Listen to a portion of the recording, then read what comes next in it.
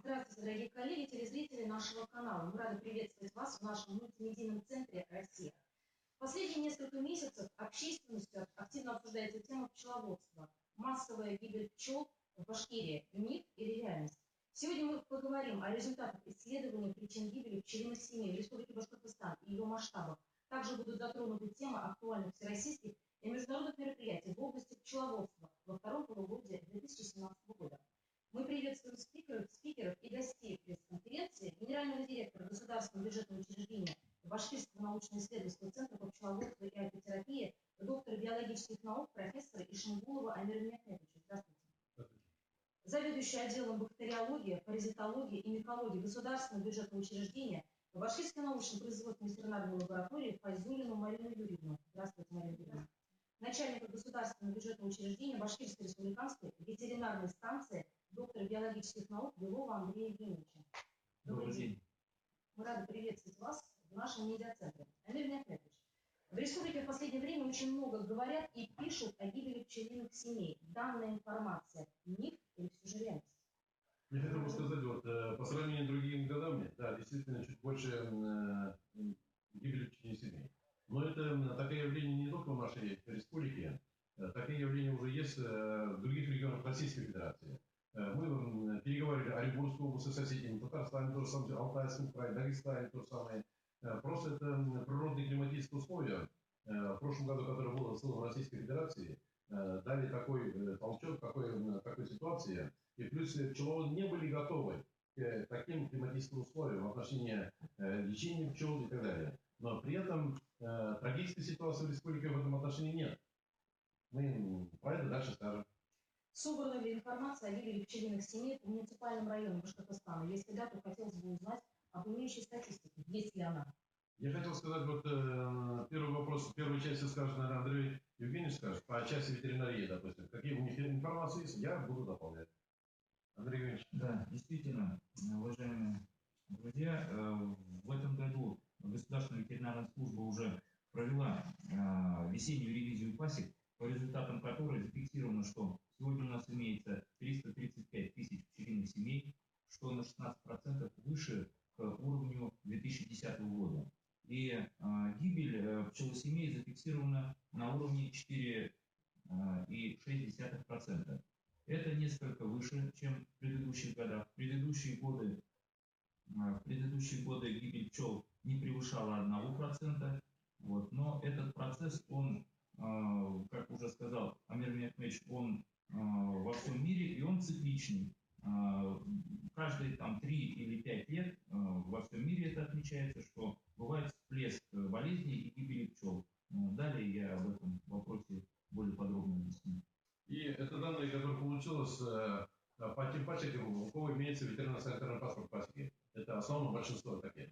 А есть есть такие пасеки, которые, допустим, не учтенные, будем говорить про это. Где-то гибель доходит до 17%. Допустим. Вот такие случаи так и есть. Поэтому мы переговорили с Зауральским районами, с Утилийским районом, мы переговорили в Узянском районе, вчера только главой администрации я переговорил. Есть места, где есть гибель определенная, а есть в целом 100% сохранности этого направления. Ситуация, значит, не такая сложная. Не такая сложная, допустим, это допустимо, это нормальная ситуация. Мы считаем, это нормальная ситуация. Марина Юрьевна, какие возможности диагностики болезней пчел существуют в вашем учреждении? Часто ли обращаются? Наша лаборатория занимается диагностическими исследованиями бактериальных и инфекционных болезней пчел. Вполне оснащена оборудованием. К сожалению, вирусными инфекциями мы не можем заниматься вследствие того, что у нас отсутствует дорогостоящий прибор, но уже запланировано его приобретение на этот год, в конец года. Так что надеемся, что и этот вопрос у нас будет снят. Частых обращений мы не наблюдаем. То есть, как и в прошлые года, так и этот год вполне стабилен по обращению граждан. Я хотел дополнить, допустим, в отношении, это 5 или 17%, допустим, это нормально или ненормально, допустим. Сегодня биология пчельной семьи позволяет сегодня в течение одного сезона у нас в республике отработанные технологии, это башкирская порода, позволяет в генетическом плане из одной пчелиной семьи получить 3 пчелиных семьи. Значит, если мы одну получаем, значит 100% увеличение, если мы 2 получаем 200, если 3 получаем 300% увеличение. Поэтому, если у нас падеж составляет 5, от 5 до 17%, значит, мы можем спокойно на 100% увеличить пчелосемью. Он закрывает те падежи, которые сегодня есть. И я хотел, прежде чем перейти на именно тонкие болезни, я хотел именно природно-климатические моменты остановиться. Основная причина, да, именно климатические условия, допустим. Первое климатическое условие, что согласно закону биологии, именно в наших условиях, наших природно-климатических условиях нашей республики Башкортостан, значит, летние пчелы, срок жизни летних пчел у них 45 дней. Они должны мед собрать, и они должны где-то от сентября до декабря месяца, они должны погибнуть. Значит, на зиму должны уйти, касать тот тип пчелы, которые родились в августе месяце. А у нас получилось, что в августе месяц идет жара, 30-35 градусов, а пчелиная матка откладывает яйца при температуре 23 градусов. Значит, вот такой жаркий климат идет, пчелиная матка не откладывает яйца. Значит, новые поколения, которые должны идти на зиму, их нет, а старые погибают. Вот при таких вот таким ситуациям аномальным, как раз не приспособленные серо-горно-кавказские, карпатские и узбекские пчелы. Привязанные пчелы. Они думают, ага, хорошо, в августе месяце погоды нет, я буду откладывать яйца в октябре, декабре и так далее, но у меня время есть. А у нас климатическое условие же не позволяет. Именно декабрь-то у нас 40-50 градусов, 30 градусов мороза. Вот такие условия, что уже откладки есть не получается. Поэтому, а мы, допустим, пчеловодам говорим, давайте осенние надо подкормки сделать, стимулирующую подкормку делать, чтобы было больше отложенных яиц, именно которые пойдут на зиму. Поэтому вот этот вопрос есть. Поэтому, когда мы смотрели именно, какие пчелы погибают, допустим, везде уже говорят, везде повсюду говорят, что говорят, вот у меня, говорят, карпатские пчелы погибли. Поэтому вот жизнь показывает, что наши пчелы веками было естественный отбор именно нашим природно-климатическим условиям. Они привыкли, и в августе, если будет такая жара, они могут откладывать яйца, они отложили яйца. И в нашем учреждении мы разводим башкирскую породу имитацию пчел. У нас гибель составляет около 3-4%. Нормально, в этом отношении нормально. Иными словами говоря, президентская пчела, она адаптирована. Адаптирована в нашим климатическим условиям, именно в этом отношении. Поэтому в отношении технологий и так далее мы сейчас уже дальше перейдем, допустим, какие технологии не соблюдаются, кто является переносчиком. У нас есть вот сейчас Мария Юрьевна, сейчас скажет, наверное, да? Мария Юрьевна, вами проведено исследование проб меда с целью диагностики причин гибели. Какие результаты? Да, к нам в лабораторию поступил материал в виде меда, который находился в сотах. Проведены были исследования, и мы обнаружили в этих сотах падевый мед, который, в общем-то, и тоже может сыграть злую шутку с пчелами, которых оставляют на зиму. Можно я комментирую в отношении падевого меда? Падевый мед. Что такое падевый мед? Значит, в августе месяце, когда вот эта жара пошла, вот это, асфальты города Уфы, мы видим на асфальте мед. Это как раз тот мед, это называется падевый мед.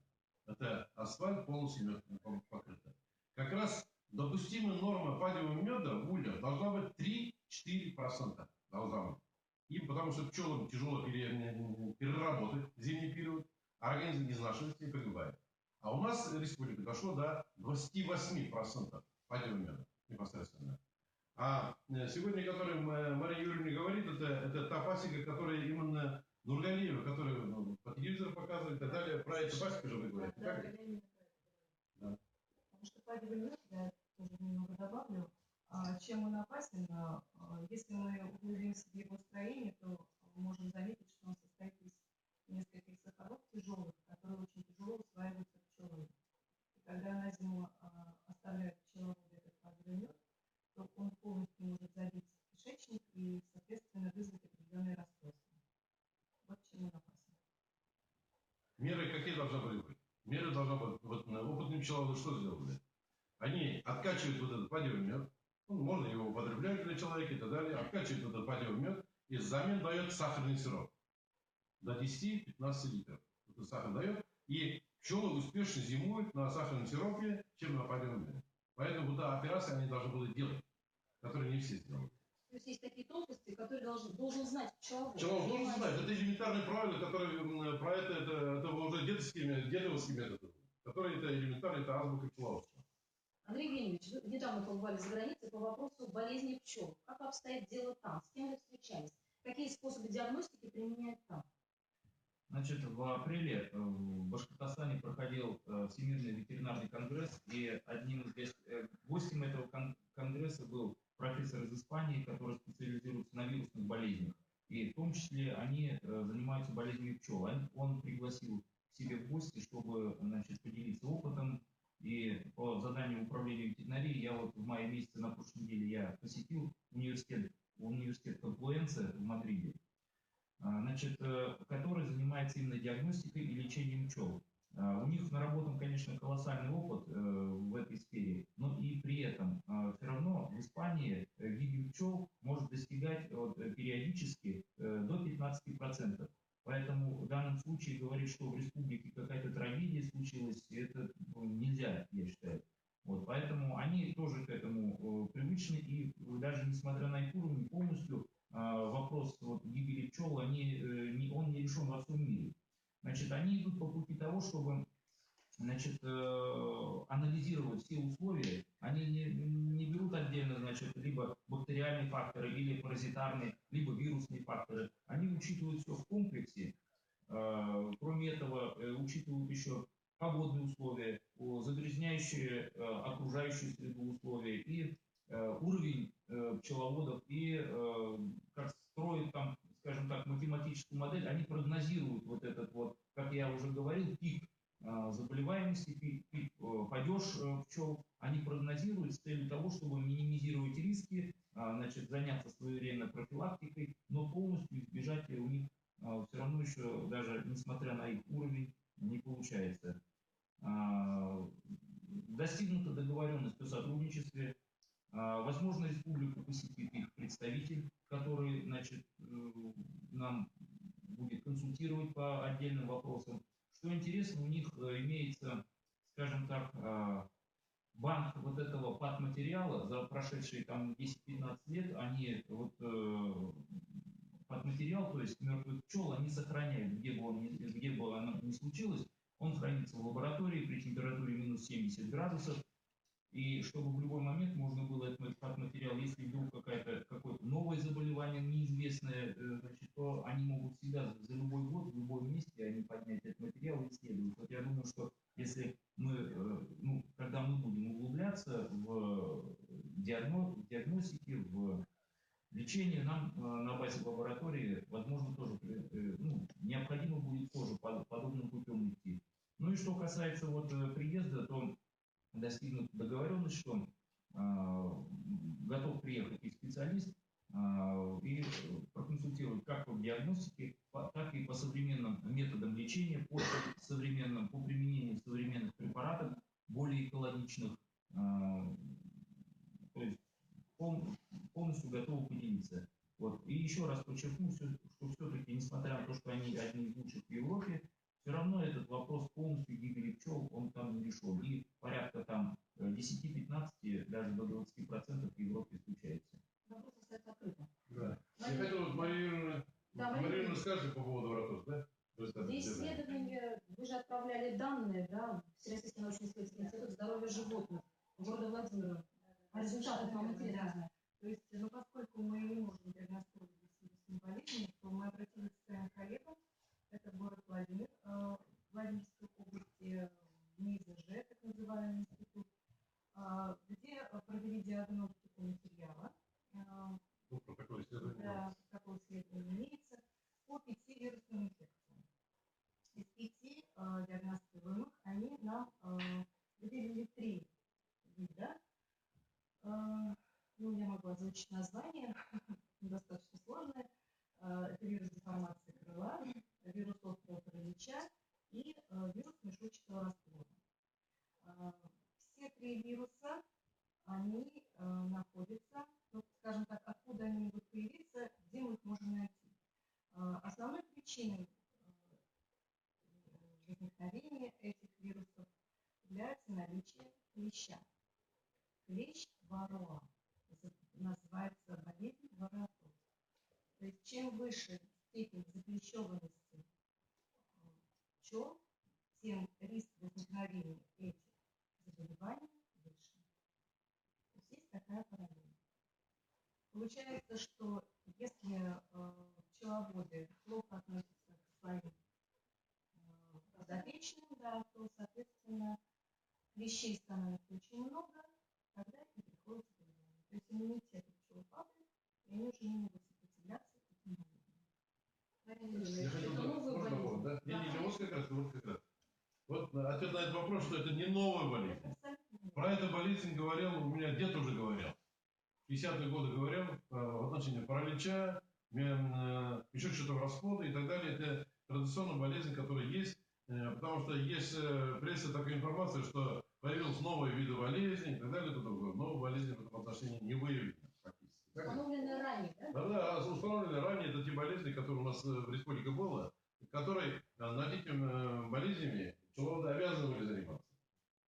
И в отношении воротоза я хотел сказать, воротоз мы говорим, я хотел что дополнить, что воротоз является главным переносчиком многих болезней, в первую очередь вирусных болезней. Мы же говорим бешенство. Бешенство это разводит сегодня на леса. И вопрос поднимается, надо леса убить надо, чтобы бешенство болезни чтобы не было. Поэтому мы тоже говорим, надо лечить воротоз первостепенно. А воротоз это известно. Лекарства у нас в республике полно есть. Уже многие методы в этом отношении. Полное лечение, народные методы есть. Поэтому, сегодня, Валерий, вы не сказали в том плане, что в тех пасеках, которые погибнут пчелы, наша республиканская ветеринарная лаборатория установил 23% именно воротоза установил. А допустимая норма это 3-4% будет должна быть. Поэтому, значит, пчеловод практически, он сам создал условия, чтобы у него развивался всякие болезни. А первоначально является воротоз. Поэтому здесь обвинять ветеринарную службу республики или кого-то обвинять, здесь нет места, мы считаем, что человек должен добросовестно заниматься. Во всех справочниках, везде этот вопрос поднимается, он есть сегодня. Вот это главный вопрос. Да, добавлю еще, можно? Значит, вот когда я ездил, забыл сказать о том, что они особое внимание обратили на обучение, подготовку наших специалистов. Мы, говорит, можем привести технологию, мы можем препараты привести, но самое главное, первое, это уровень ваших специалистов, уровень ваших пчеловодов, ну и тоже, если будет организовано, они готовы приехать учить. Поэтому еще вот говоря о гибели пчел, от уровня самого пасечника, от пчеловодов очень много зависит. Подготовки квалифицированных специалистов, да? Да, и они должны постоянно сами свой уровень повышать, естественно. Ну, в этом направлении же тоже в республике много делается. Есть у нас кафедра пчеловодства, есть профессор Туткаров именно по болезни пчел. Он московскую школу закончил именно по болезни пчел.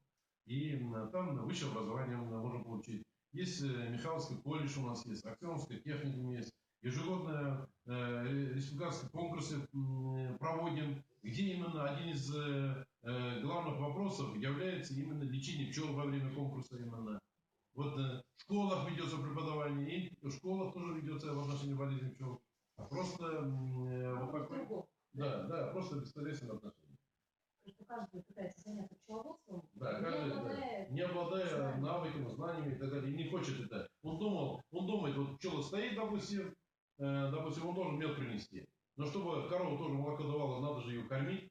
Тоже корову тоже надо лечить сегодня. Рациональное питание. Рациональное питание должна быть при этом. Там тоже надо будет заниматься. По поводу специалистов, я хочу сказать, что в нашей лаборатории контингент, который занимается диагностикой, достаточно профессиональный, потому что все стаж работы не менее 10 лет. Это очень много для диагностики.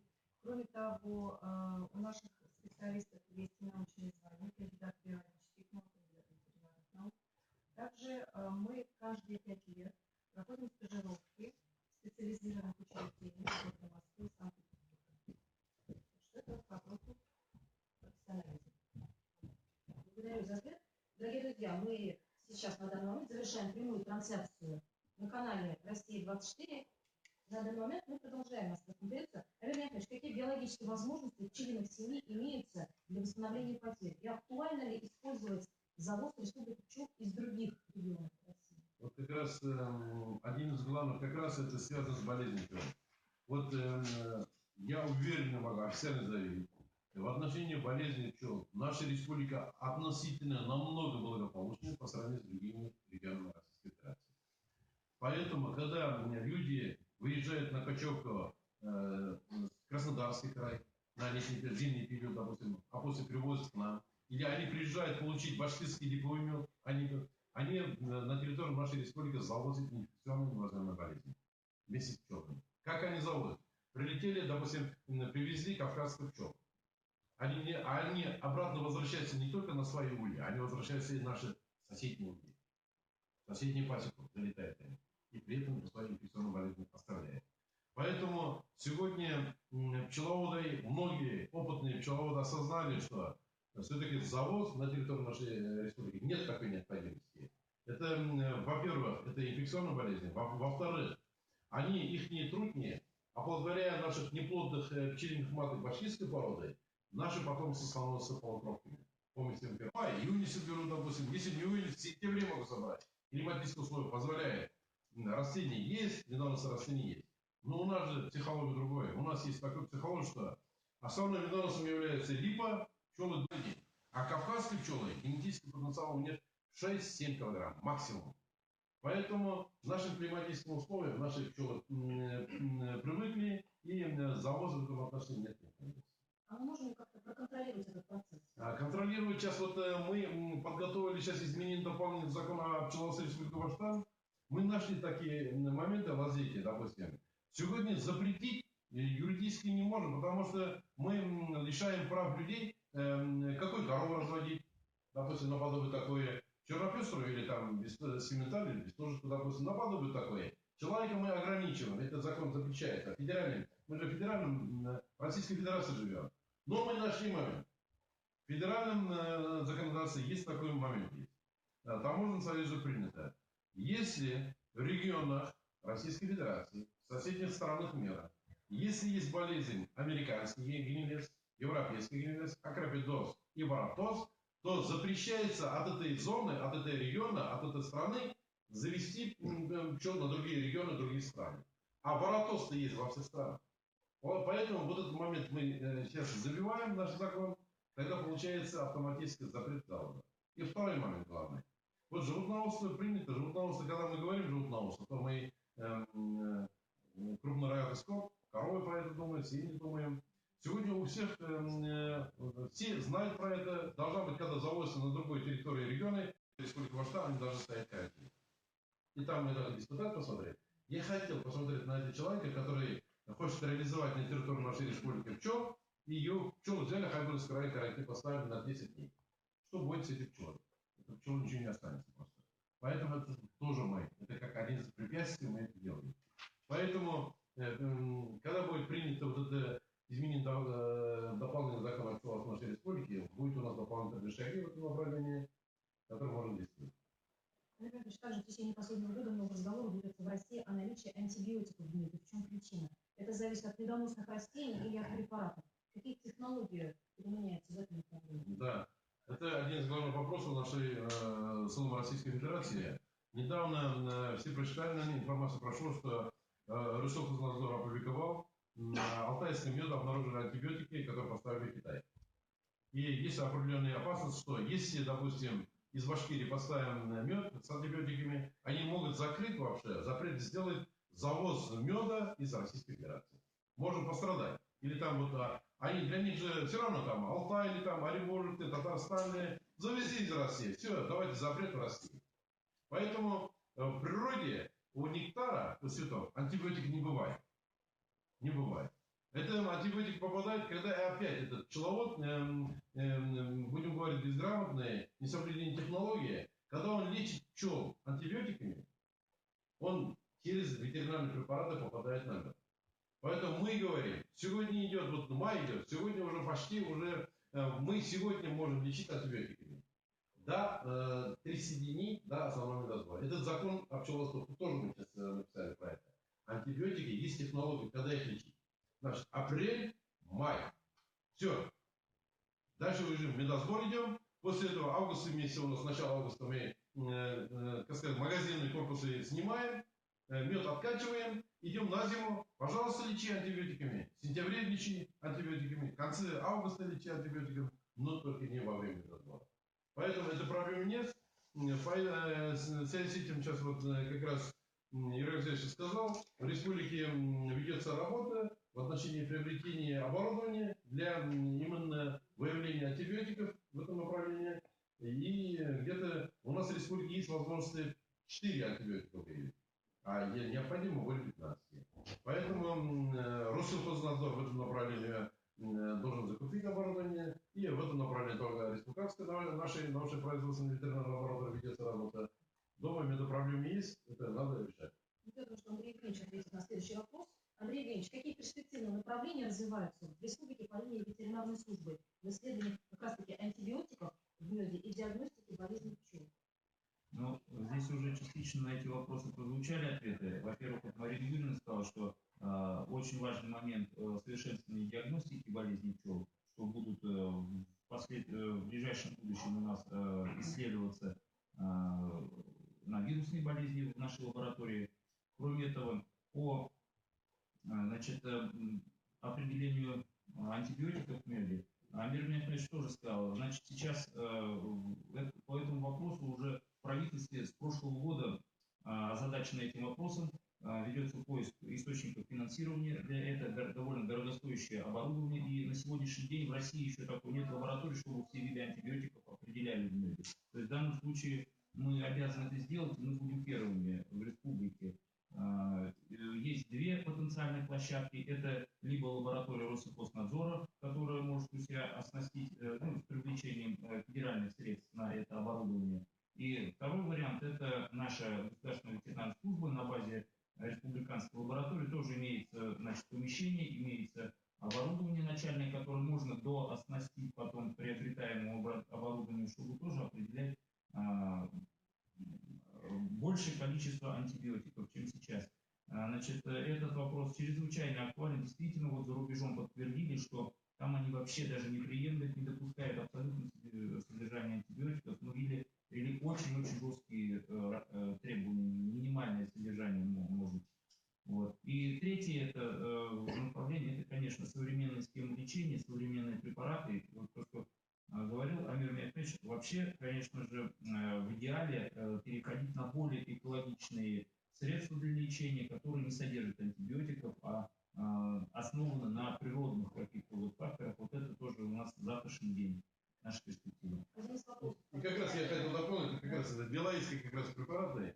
Сейчас в этом году мы, допустим, купили чеснок, соковыжималка, получили сок чеснока, упаковали ее, значит, 1 мл сока чеснока используем на литр сиропа, сахарного сиропа, и даем сегодня пчелам. Как наподобие, как антибиотик, как лечение. Хорошо идет. Взяли хвойный экстракт, мы ее как пчелка называем, и даем вот этот хвойный экстракт, даем сегодня пчелам, даем вот это. И сегодня это дает стимул для откладки яиц пчелиным маткам. И плюс, допустим, вот еще муравейная кислота. Муравейная кислота, это там антибиотик не содержится, допустим, это безопасно и так далее. Германия это используется активно, допустим, в этом направлении тоже ведем работу. И сегодня мы, в конце концов, в целом подбираем травы наши, местные травы, и в отношении лечения пчел. И сегодня мы в 23 странах мира получили информацию, в каких странах какие препараты сегодня они используют. Мы хотим посмотреть их экологическую безопасность, посмотреть, допустим, и в перспективе подумать в отношении производства тех ветеринарных препаратов экологически безопасных на территории наших республик. Этой проблемой тоже мы занимаемся, это очень сегодня актуально. Ищем пути решения. Да. Марина Юрьевна, я думаю, что сегодня очень многие занимаются пчеловодством. Если у жителей, если у пчеловода возникли вопросы, они могут обратиться в город Уфу, в нашу лабораторию. А в районах существуют ли эти лаборатории? Куда можно обратиться? Да, конечно. Поэтому по диагностике болезней мы будем обратиться в нашу лабораторию. Также у нас имеются филиалы. Их у нас 6. И перечень этих филиалов у нас есть на официальном сайте.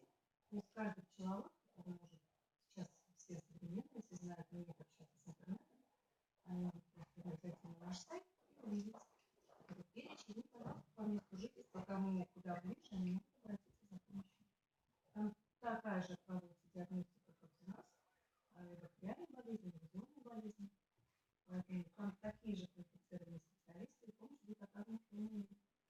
Спасибо.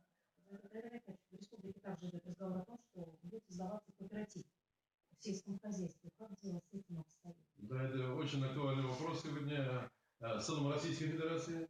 Я при недавней встрече с Александром Закевичем, я доложил, обещал, что мы разработаем устав Республиканского сельскохозяйственного кооператива по пчеловодству. Республиканского. Мы разработали этот кооператив.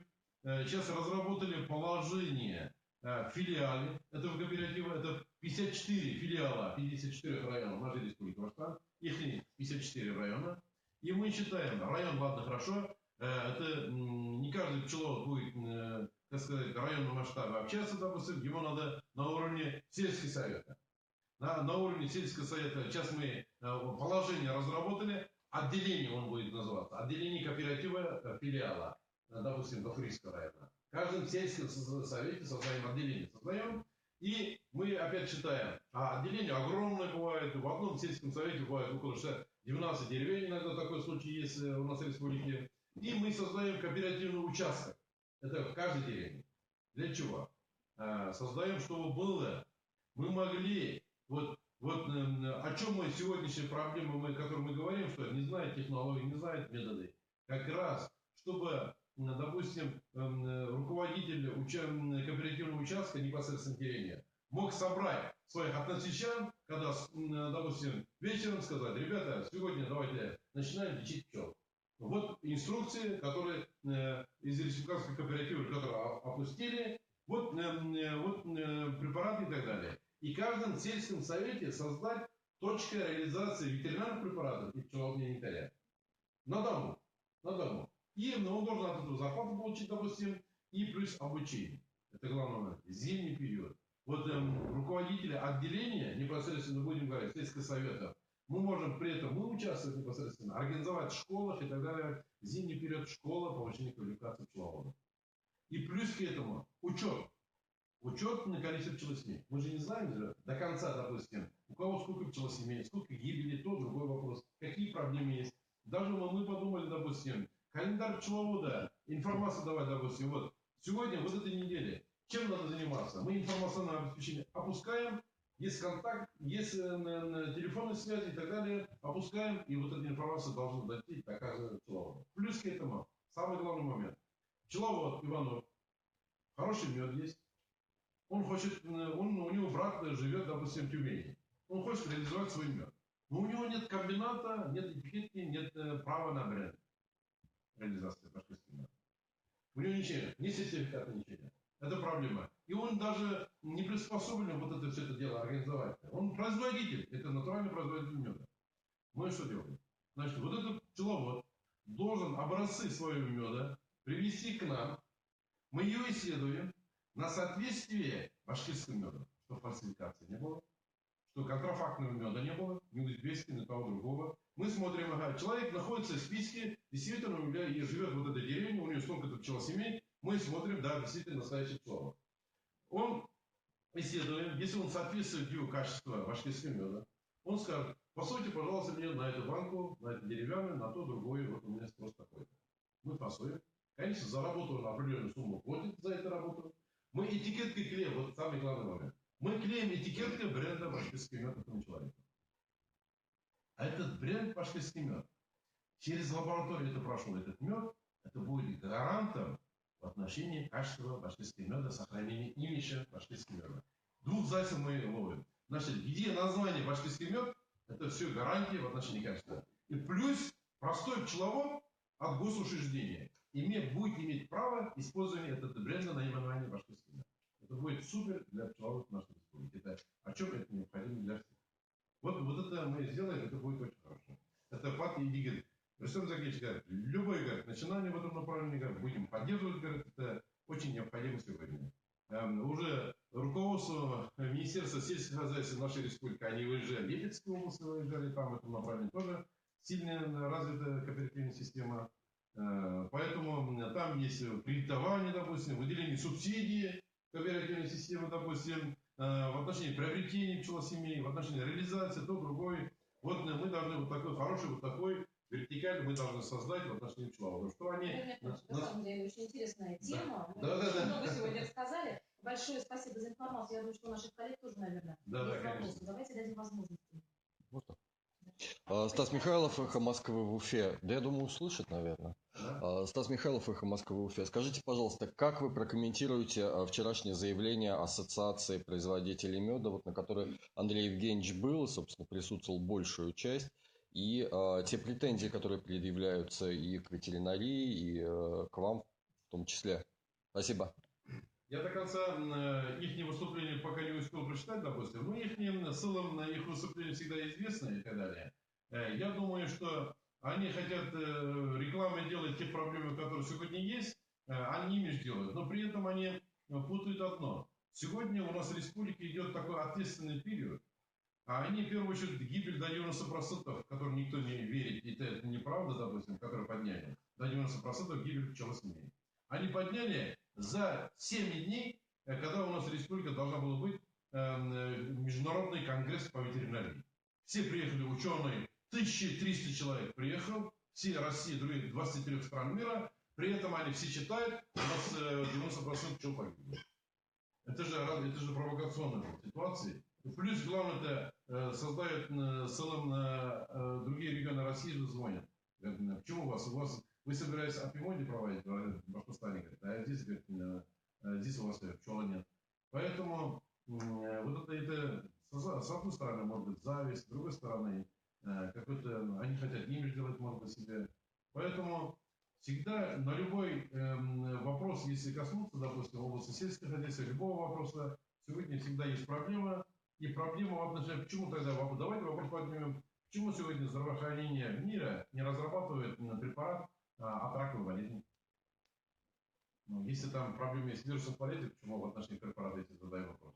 то там тоже есть проблема. Проблема надо работать. Если они являются членом ассоциации, где все они создали ассоциацию, а почему тогда ассоциация что тогда? Ассоциация это союз пчеловодов. Почему тогда с пчеловодами, когда то школу не проводят, тогда то другое. Поэтому я считаю, это наподобие как провокации тех мероприятий, которые мы республика сегодня готовится проводить. Вы должны знать, что 16 августа в республике состоится первый всероссийский конкурс пчеловодов, который никогда не был. Накануне.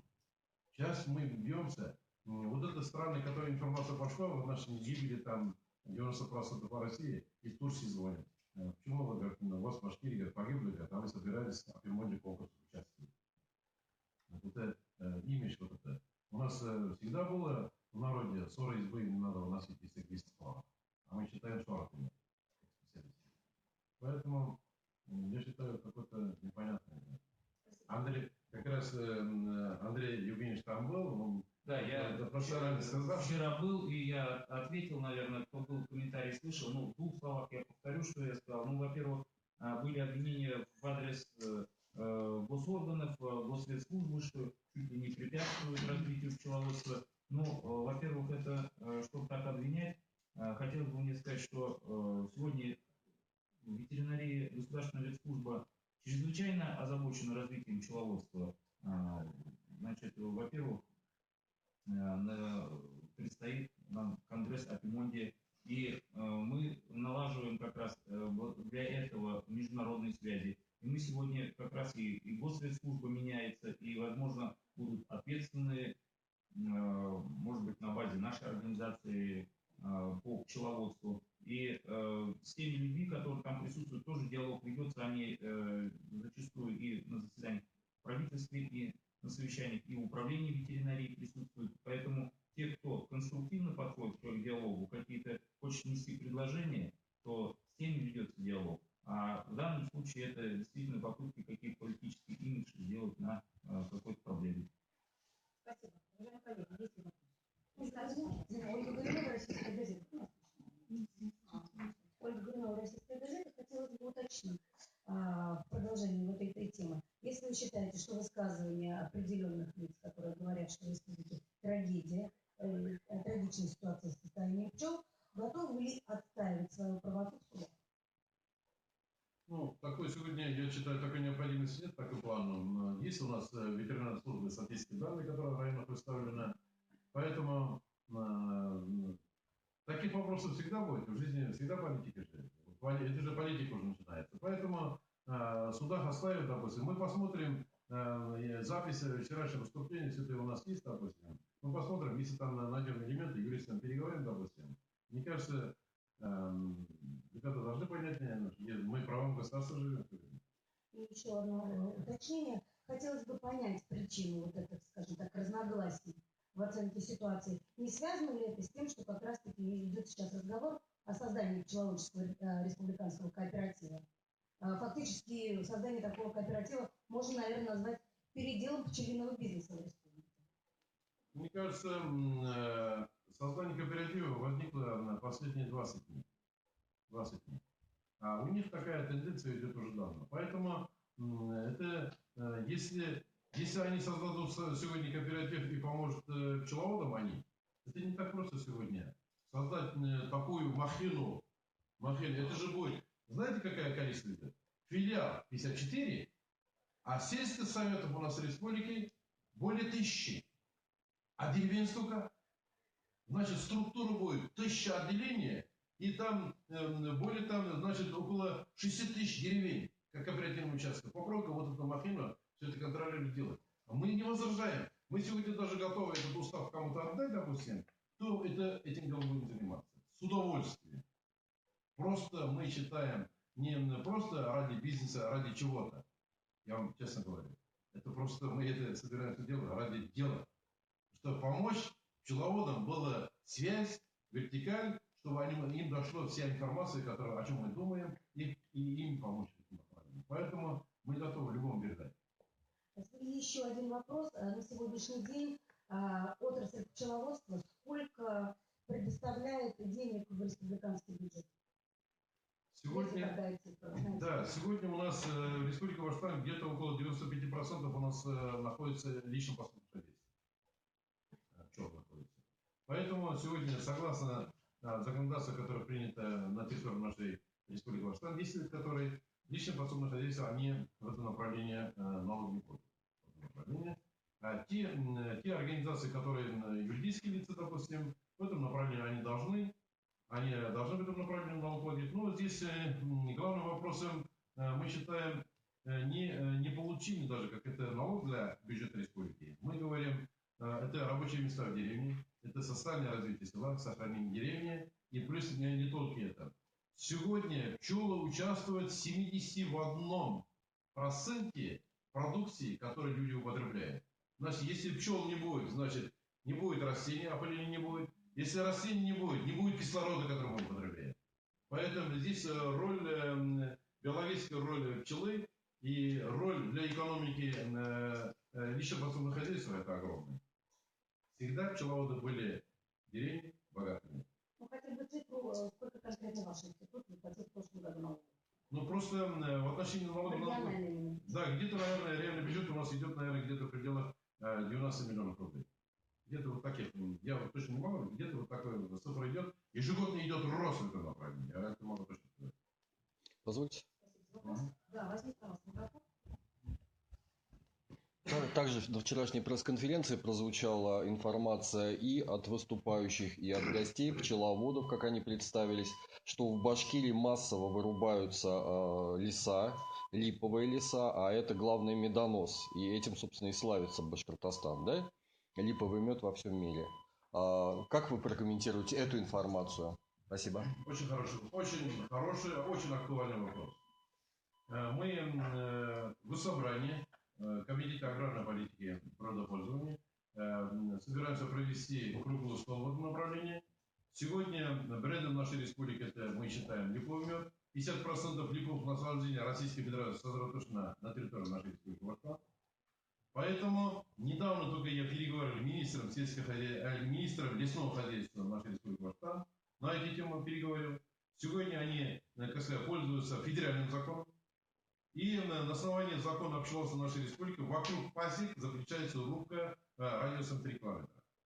Мы говорим, почему, какие пути есть в этом направлении, чтобы вот этот процесс проводить. Надо менять федеральный закон в этом направлении. Еще они ссылаются, что давайте, если мы прекратим рубка деревьев, говорит, при этом начинается опять разведение тех болезней, которые в деревьях бывают.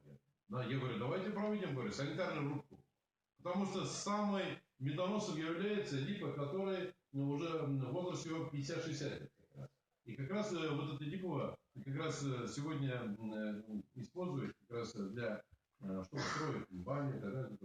Поэтому они говорят, в пределах закона мы работаем, говорят, Министерство лесного хозяйства, но добились одного. Давайте создадим рабочую группу по поводу изменения дополнения закона лесного кодекса Российской Федерации в отношении именно липовых насаждений в этом направлении. Поэтому над этим будем работать, потому что это сегодня, если липовое насаждение у нас не останется, мы не можем сегодня выйти на мировой рынок вещичным медом, подсолнечным медом, дониковым медом, который есть в других регионах Российской Федерации. Еще. Скажите, пожалуйста, еще было в ваш адрес высказано, вы затронули, да, брендирование, проверка меда, экспорт, продажи и так далее, и в том числе на пресс-конференции было сказано, что, по сути дела, за последние несколько лет возглавляемая вами фирма, участвовавшая в различных выставках, не завоевала ни одной значимой медали, действительно серьезной, профессиональной. Ваш ответ, спасибо. В прошлом году, позапрошлом году у меня в кабинете имеется сегодня 4 гран-при самой престижной выставки «Золотой осень» в Москве. Позапрошлом году мы участвовали в 121 номинации «Золотой осень» и получили 121 золотых медалей. По отношению. Я вам просто кабинет. Там 1000 медалей у нас обычные и остальные гран-при. Последние двух выставках Это было очень серьезно. В республике была создана рабочая группа. Выехали под руководством заместителя премьер-министра. Первая эта выставка была в Казахстане, Алмата, где славянские народы, 38 стран мира было. Мы получили гран-при. Это все знают, по прессам было гран-при. Следующая выставка была у нас в прошлом году, вот, осенью была. Это в Стамбуле, где именно Мулла, город Мулла, где участвовали именно международные было. Мы получили гран-при, в Стамбуле получили, и плюс башкирский мед еще гран-при. Поэтому сегодня в этом отношении как-то получается, как-то даже, поэтому мне стало смешно в этом направлении. Столько сегодня нашему учреждению получено за свою деятельность где-то около 1000 медалей на международных уровнях российского уровня и более около 6, 7, 8 гран-при. Поэтому это наоборот мы титулованные в этом отношении.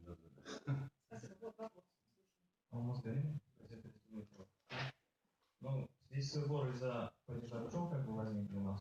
И спикеры сказали, что цифры не фатальны. От 5 до 17.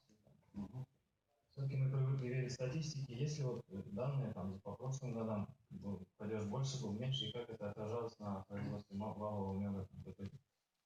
Вот я вам могу ответить на этот вопрос. Я уже вначале приводил эти цифры. Значит, действительно, в этом году падеж он превышает прошлогодний. В прошлых годах он не превышал 1%, то есть в 2014 году 0,2%, в 2015 году 0,4%, в 2016 году 0,7%.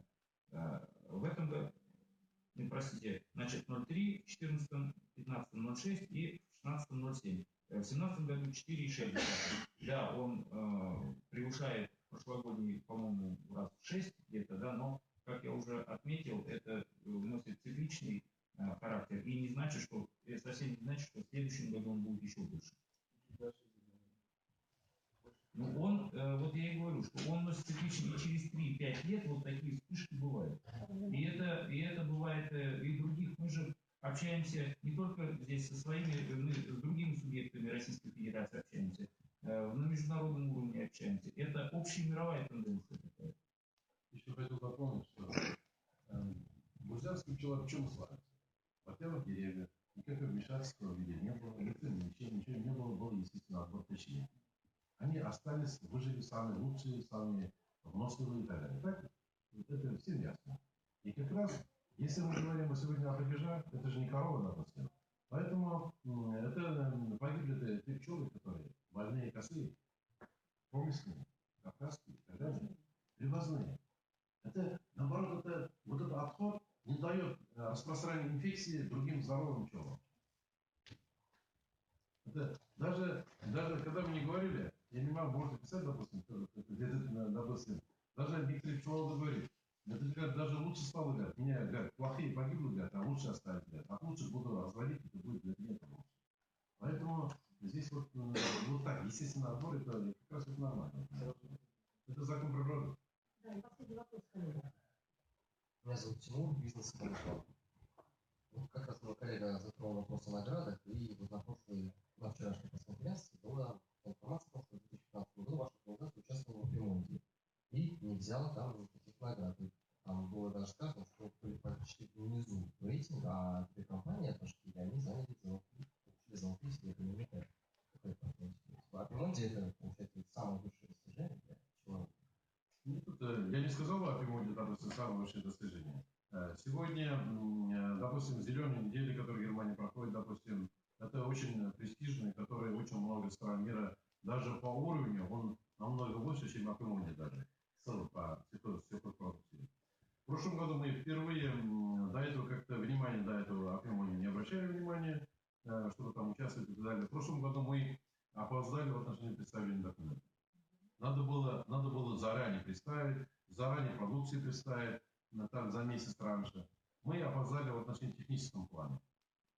В техническом плане, что в отношении представления. Поэтому это не говорится, допустим, от них была высококачественная продукция, других не высококачественная. От них просто, между нами говоря, от них была член комиссии, там, который работал. Понятно? Поэтому, ну, здесь вот надо же правду надо. Вы же задали вопрос, я правда отвечаю. Как? Давайте будем оценивать в этом году, как это будет ситуация. У нас осталось буквально чуть-чуть времени. И в итоги, если подводить. Итоги. Кратко. Значит, последние 10 лет стабильно наша республика пчеловодство в целом развивается. Развивается, видно, развивается в отношении продажи. Научились пчеловоды, как торговать, как представить свои продукции. Это однозначно развитие. Количество пчелосемей увеличивается фактически, это на глаза. Кто держал 10, сегодня 20 держит. Кто 20 держит, сегодня 50 держит. Увеличивается у кого пчеловоды, которые 300, 400, 500 держат пчелосемей. Это направление, на глазах это видно. Культура поднимается в это направление. Интерес людей поднимается. Сейчас мы должны перейти на другой. Мы будем говорить, мы первый этап, определенный этап мы прошли. Мы сейчас должны перейти на международный уровень. У нас потенциал. Мы сегодня производим 12 тысяч тонн баллов меда. А природный потенциал у нас позволяет 175 тысяч тонн. Позволяет. Мы поднимаем вопрос в одном. Что необходимо делать для пчеловодства нашей республики? Необходимо увеличить количество пчелосемей. Сегодня 370 тысяч пчелосемей. Сегодня природный потенциал позволяет 1 345 000 пчел держать. При товарной продуктивности 40 килограмм каждой пчелосемьи. И, значит, увеличить объем башкирского меда и снизить его себестоимость продукции путем механизации, автоматизации процессов пчеловодства. Снизить его. Чтобы мы могли на мировой рынок выйти где-то в пределах 250-300 рублей в отношении реализационной цены. Потому что у нас дорого получается. Дорого получается в отношении реализации. На мировой рынок сегодня поставляет где-то 100-150 рублей, но 200 рублей. А у нас есть дома продают по 300. Поэтому надо, если мы объем увеличим, себестоимость ниже будет при этом. Вот к этому надо идти. И система фасовки и так далее в этом направлении. Поэтому мы должны увеличить объем, снизить себестоимость продукции. Вот наша задача такая. И стараться победить в отношении автомобиля. Для этого надо консолидация силы. И консолидация силы в отношении системы пресс-службы целом Российской Республики. Объединить силы. При любых обстоятельствах, при любых нюансах развиваться и двигаться далее. Конечно. Да, это наш. Я благодарю сегодня спикеров и гостей нашей сегодняшней пресс-конференции. Сегодня в нашем мультимедийном центре России мы говорили о результатах исследования причин гибели пчелиных семей в Республике Башкортостан и ее масштабах. Напоминаем, что полную версию пресс-конференции вы можете посмотреть в эфире интернет-канала Россия Башкортостан 24 сегодня 16 часов 20 минут. Всего доброго, до встречи. Сейчас в порядке любой вопрос.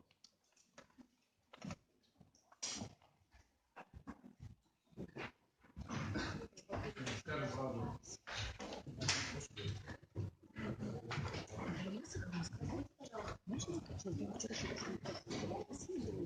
На сайте, по-моему, вообще.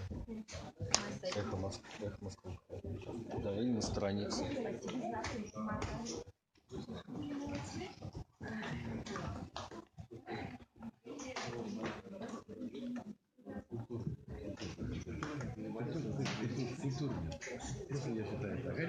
Марина Юрьевна, пока господин Шульгов занят, скажите, пожалуйста, вот вчера было заявлено, что ветеринарная служба Башкирии не может диагностировать большинство вирусных болезней. То есть это вот у них, что называется, в тезисно стоит под описанием пресс-конференции. Что вы скажете по этому поводу? В чем проблема вообще вот этих заявлений? Чем они продиктованы? Как вам Я думаю, что люди всегда ищут что-то неизвестное и пытаются на этом сакцентировать внимание. На самом деле, действительно, эта ситуация, она во всей стране, то есть единственный центр, который может этим заниматься, это вот именно в городе Владимире. К сожалению, в стране у нас нет коммерческих наборов, так называемых, которые бы могли помочь нам в постановке диагноза Но поскольку эта проблема сейчас, видите, она стала очень актуальной, то да, мы с ними связались, и нам планируют покупку и специального оборудования, и специалисты с этого института, они должны приехать к нам и действительно помочь нам решить эту проблему. Вы согласны с тем тезисом, высказанным Сергеем Улюковым, в том числе и участниками пресс-конференции вчерашней, что ветеринарную службу нужно укреплять технически, кадрово, чтобы они диагностировали максимум, что называется, болезни? Ну, по поводу кадров я могу сказать, что наши специалисты, они достаточно профессиональные, каждый в своем направлении. А по поводу технического, то да, это необходимо искать какие-то финансы, какие-то возможности для того, чтобы укомплектовать то, что у нас уже есть. База у нас уже есть. Да, и последний вопрос, он волнует, что называется, вот обывателей, да, потому что все-таки и та пресс-конференция, это была такая специфическая, и не все простым людям бывает понятно. Мед безопасен башкирский для человека? Ну, это достаточно провокационный вопрос, потому что я, как диагност, могу отвечать только за то, что проходит через нашу лабораторию. Ну, конечно же, все мы употребляем то, что нам предлагают магазины и так далее, и сами производители. Мы верим в это. Но я считаю, что да, безопасно, можно кушать. Ничего плохого с вами не произойдет. Спасибо. Спасибо. Увеличивается, значит, увеличивается. Если мы вот эту кооператив создадим, тогда уже более-менее картина будет в этом отношении. Нормально в этом отношении, нормально. Картина будет. Как вообще вы относитесь к Сергею Мулюкову? Просто он тут не сказывается? Просто. Я считаю, допустим, сегодня каждый специалист должен своим делом заниматься. Вот давайте обо мне. Конкретно обо мне. Дед был лесник, пчеловод. Все время пчел держал. Все лесники были пчеловодами. Две профессии. Он даже из Кулачинского района Магнитогорска выезжал, мед продавал тогда. Родители все время держали пчел. Я на пасеке родился. После этого я закончил с отличием зооинженерный факультет специализации пчеловодства. Пчеловодную группу я закончил с отличием. После я стал именно по разведению кандидатом наук. Я все время у меня на пасеке. После я фермером был. Фермером, я наземный человек, который пчеловодством занимался. После я докторский написал, сделал по пчеловодству. Ну, а скажите, пожалуйста, Сергей Мулюков, сколько у него часов образования по пчеловодству? Уважаемый гости, можно перебью вас? У нас сейчас пациенты должны присоединиться. Это там переговорить. Поэтому люди должны профессионально должны выступать, говорить. Ты же не будешь же по кардиоцентре там на сердце операции делать. Есть кардиолог должен учить, врач, врачом должен быть при этом. Каждый, поэтому он...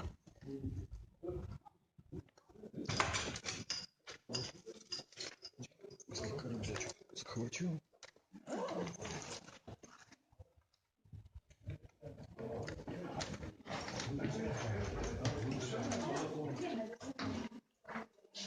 Там писали в Фейсбуке то, что человек, который решил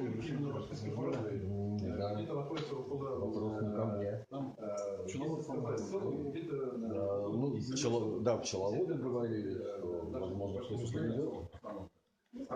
Остальные части поместные и карпатские, и дальше идет северо-кавказский. Но сегодня же тоже же вот... Вы сказали, общий где-то 100 с чем-то, да? Нет, у нас в республике где-то 370 тысяч пчелосемей, статистические данные идет. 370 тысяч идет. Поэтому сегодня, чтобы ввести правильный учет в отношении породы и объема меда, должна быть создана система, которые должны в деревнях вести учет в отношении породной принадлежности и так далее. Амир Минякметович, два вопроса. Вы по итогам, вы отчасти затронули этот вопрос, что посмотрите видео вчерашней пресс-конференции. Будете готовить ответ, что называется, по пунктам? По пунктам... Там серьезные обвинения в том числе были и заявления. Я над этим думаю. Вот я считаю, сегодня я у себя дома держу между делом. Держу 150 пчелосемей. Для чего я держу? Не только экономический интерес. Я там провожу свои научные исследования. И плюс я хочу народу доказать в нашей республике, проезжая 300 километров родителям в Арчинском районе и обратно, 600 километров проезжая, при такой нагрузке работы, что в деревне можно вот такой нагрузкой держать 150 пчелосемей. Давайте вы не надо лодыричить, надо держать пчел. Это экономически выгодно, это социальное развитие села. Это можно, от этого полученного дохода сегодня, можно сегодня и детей обучать, допустим. Сумма дохода, полученная в своей частной пасеке, больше, чем генеральный директор, чем профессора сегодня. Вот, понятно, да? Вот это доход, который я получаю. Это больше я получаю. Я с этим хочу доказать народу, что сегодня можно такой доход можно получить в этом направлении, работая в этом направлении. Поэтому для меня это важно. И являясь, допустим, депутатом Госсобрания, являясь профессором, являясь председателем исполкома Всемирного Курултая Башкир, допустим, вот меня задает вопрос стоит.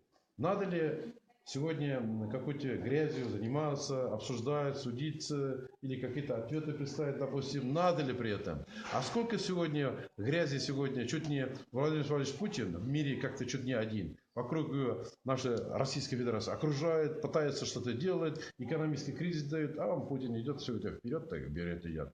И он является единственным защитником, можно сказать, главным защитником Российской Федерации. Поэтому вот здесь вопрос стоит. Можно ли опускаться на их уровень? Опускаться? Я считаю, может быть, не надо опускаться. Если какие-то моменты будут, мы посмотрим, подумаем, допустим. Поэтому караван должен идти, волка должны водить при этом. Поэтому есть караван, есть при этом волки. А вы готовы встретиться с Сергеем Улюковым лицом к лицу, чтобы, по крайней мере, наладить диалог, если не понять друг друга? В отношении Сергея Улюкова, в этом отношении он неправильно поступает. У кабинета Ирика Радилуса, заместителя премьер-министра, я этим коммерческим структурам, кто занимается ребятам, руку подал. Давайте будем жить мирно, дружно. Если есть какая-то причина в отношении меня, я извиняюсь, я сказал. Даже если причина от меня есть, даже такое я объявление сделал. Это нормальный человеческий поступок. Я считаю, это нормально. А после этого, когда руку подали, заниматься таким делом, это как, это мужской поступок или не мужской. Поэтому мы считаем, у них интересы коммерческие, вот у них интересы коммерческие, как сказать, а наши интересы государственные. Работать на благо народа. Вот мне предложили депутатом Госдумы, допустим, в этом отношении, хотел у меня возможность будет стать депутатом Госдумы. Я сказал, я нужен для родной республики. Поэтому здесь у нас психология разная. Я патриот республики и готов на благо этой республики сегодня работать. Поэтому и у меня уровень другой совершенно, в отношении знаний у меня другие совершенно в этом направлении. Поэтому я готов сегодня, знаю, поэтому стоит ли сегодня этим грязным делом заниматься, допустим, опускаться на их уровень. Я считаю, может быть, и не надо. Мне совет дает, не надо опускаться. Кто?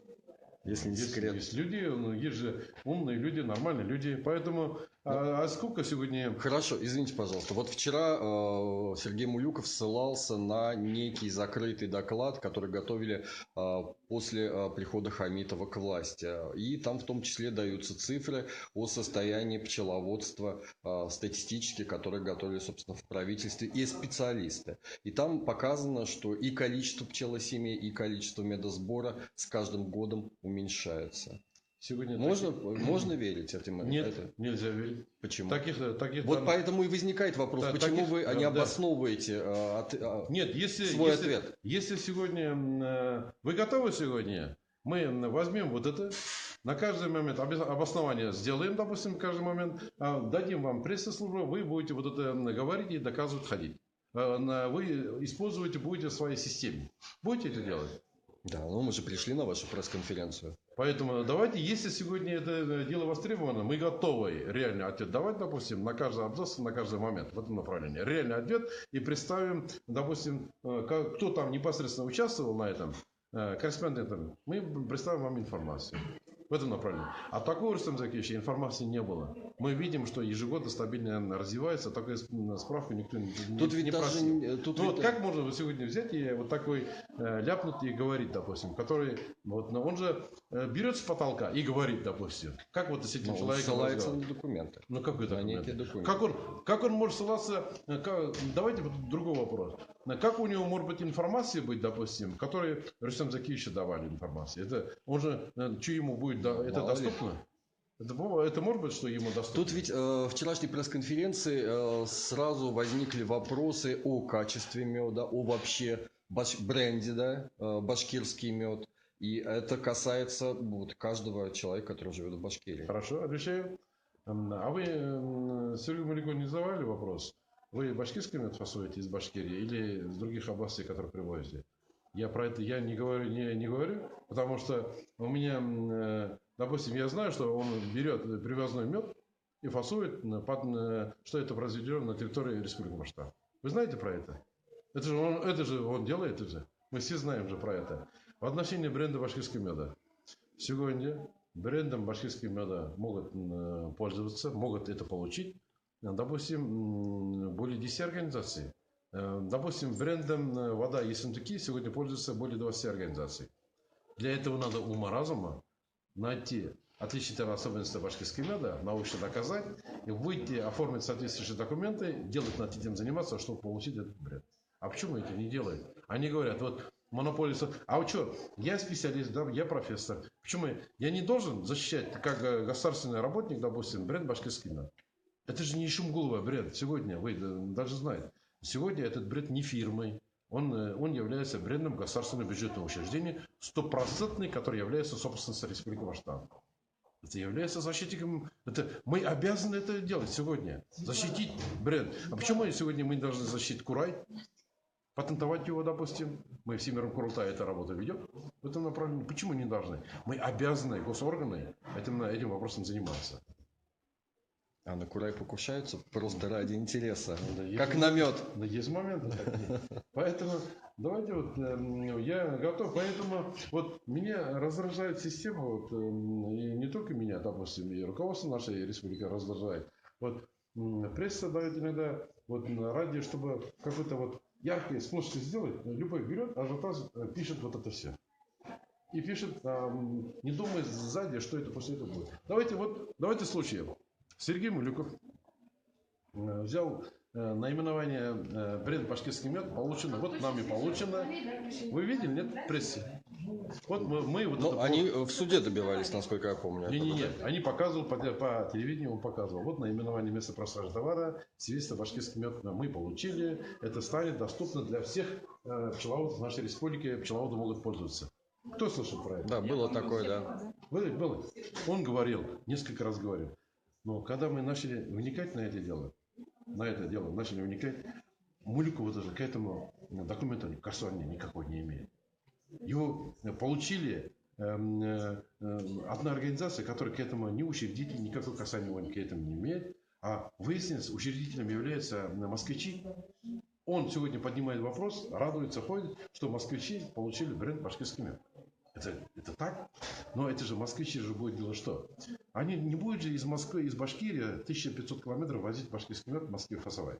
Они возьмут за 3 рубля и узбекский мед, у них бренды есть, и будет это фасовать под маркой башкирский мед. У них это свидетельство есть, право есть. Это хорошо? Нет. Но он же показывает, что ходит, же, радуется этим, показывает. Это нормальное явление? Нормальное явление? Ну, наверное, нет.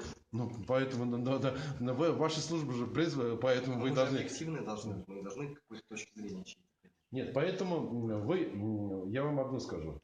Объективное, точное мнение должен давать государственная организация, которая заинтересована в отношении республики. Если ветеринарная служба, вот есть ветеринарная служба, есть экология, есть мини-экология, допустим, есть пчеловодство. Мы организация, которая за эти дела определенные, за свои слова ответственность несем, мы должны правду говорить. Вы должны к нам прийти и спросить, допустим, так или не так. Ну, их точку зрения, может, тоже должны дать. Ну, а вы даете же, вы путаете народ. Ну, бизнес-ФМ дает 2 точки зрения обычно всегда, и государственную, и поэтому я хочу и вашу дать. Нет, вы же даете информацию, а вы же не думаете, допустим, вот это нормально, нет? Когда уже, где мы собираемся выехать в Турцию, где будет тайное голосование России, что мы должны пройти в отношении Акумунии. Из Турции мне звонят и говорят, а вы как там у вас организации? Организационном плане ведется в Башкирии? Говорю, нормально. А вы как собираетесь приехать в конкурсах участвовать, когда у вас 90% пчел погибло? Это нормально, нет? Ребята, отпустите, пожалуйста, Амир Мехметович. Можно один такой вопрос задать? Вот вы говорите, что... Мне всегда, правда, нормально. И давайте я вам визитку дам, да? Если какие-то вопросы есть, я готов с вами в любое время встретиться, переговорить, допустим. У меня настрой всегда честно, порядочно говорить на любые вопросы.